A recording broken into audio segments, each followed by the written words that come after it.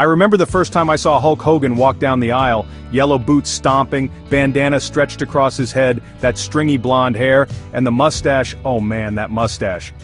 The crowd went absolutely wild. Back then, it felt like Hulkamania wasn't just a wrestling thing. It was a kid thing, a Saturday morning cartoon thing, a whole wave of energy that took over pop culture in the 1980s. It didn't matter if you were crammed in a living room with your friends, staring at the TV, or clutching a plastic thumb wrestler painted yellow and red.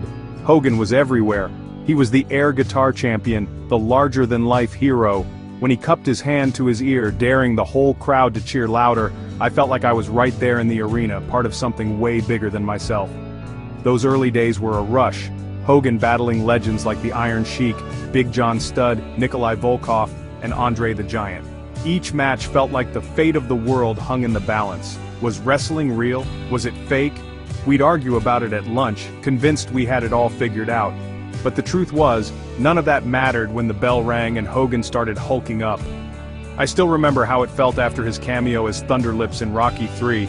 Suddenly, even my friends who didn't like wrestling were quoting his one-liners and flexing their arms. Hulkamania just kept growing.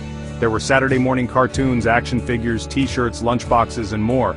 If you were a kid in the 80s, you either wanted to be Hogan, or you wanted to see someone finally beat him. Looking back now with the news that Hogan's gone at 71, I can't help but feel a wave of nostalgia for that simpler time.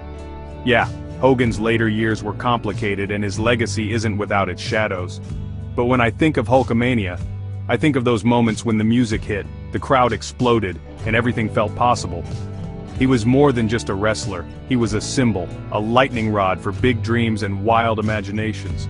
Maybe that's why, even decades later, seeing that yellow and red brings back all those old feelings.